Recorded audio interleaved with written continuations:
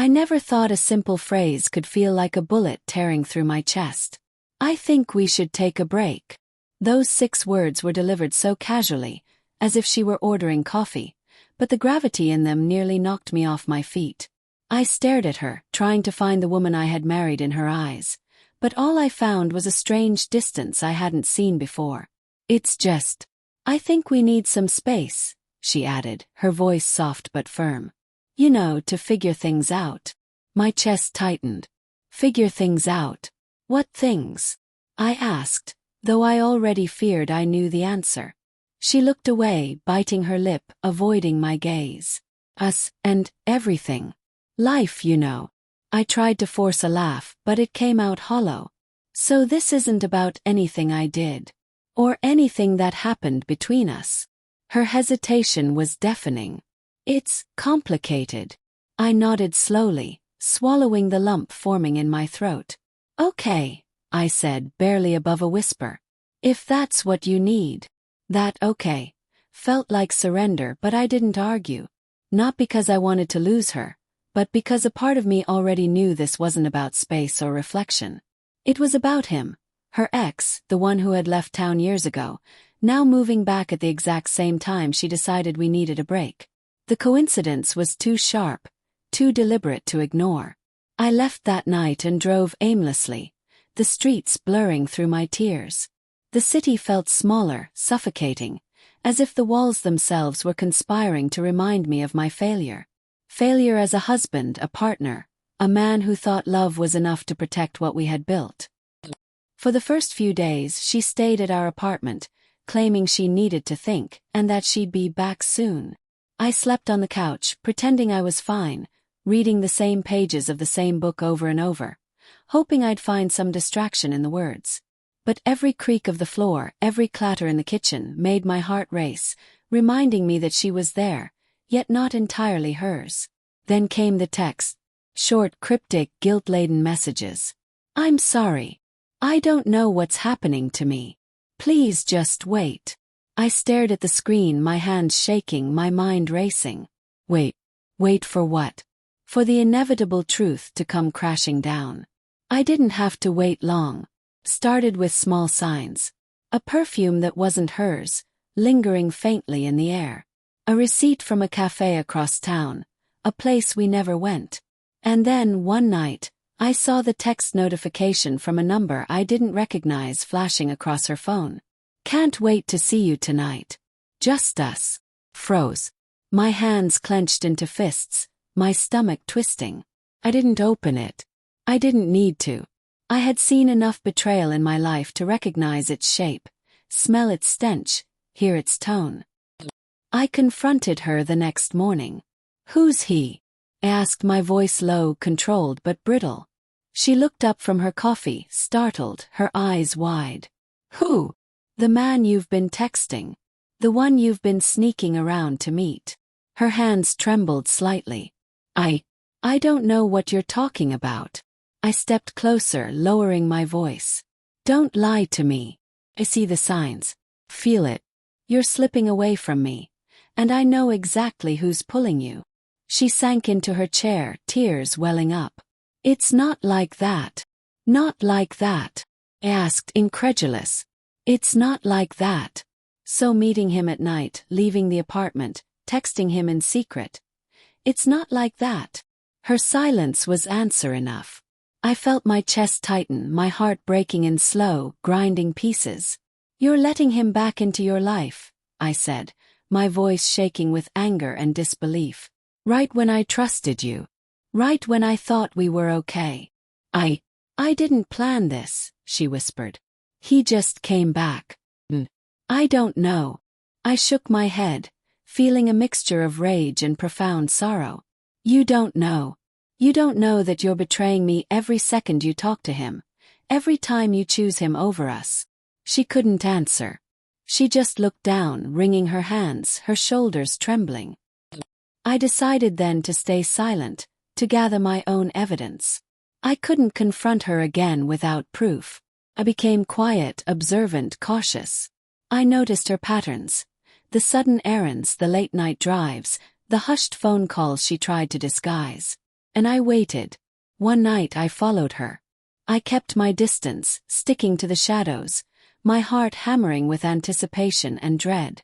She parked near a familiar restaurant, and he was waiting there, leaning casually against the car, as if no time had passed since they were last together. The sight twisted something inside me.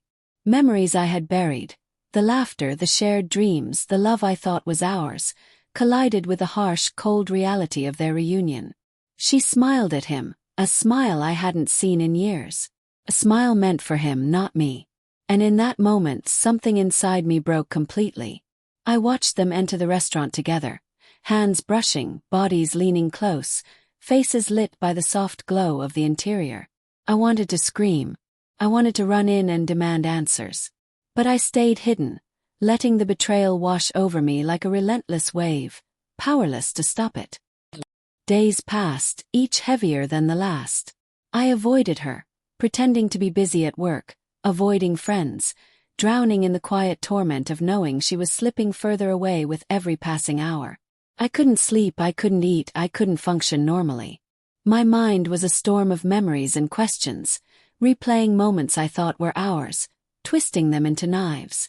Then came the call I had been dreading. It was her. I can't do this anymore, she said, her voice trembling. I think I want to be with him. I never stopped feeling for him. I closed my eyes, gripping the edge of my desk until my knuckles were white. I see, I said, my voice hollow, the words like stones dropping into a bottomless pit. I understand. You're not angry, she asked, confusion in her tone. I am, I said, finally letting the emotion seep through. But more than anger. I'm broken. I trusted you. I gave you everything and it wasn't enough. There was silence on the other end. Then, almost quietly, I'm sorry. Sorry doesn't fix this, I said. It doesn't undo the nights I spent waiting, the plans we made, the life we built together. It doesn't bring back the love I thought was ours. I moved out the next week. My friends helped me pack, carrying boxes heavy with memories I didn't want to face alone. Each item felt like a shard of a life that no longer existed. When I handed over the keys, I looked at her one last time. She was beautiful still, with the faint traces of tears and a guilt she couldn't hide. But her eyes were no longer hers. They belonged to him, to the past, to a love I couldn't compete with. I said nothing. I didn't yell. I didn't curse. I walked away, feeling the weight of the world on my shoulders, carrying grief in a way I didn't know was possible. Months passed. I immersed myself in work, friends, therapy. I rebuilt my routines, forced smiles, laughed when it was socially acceptable. But at night, in the quiet of my apartment, the silence gnawed at me.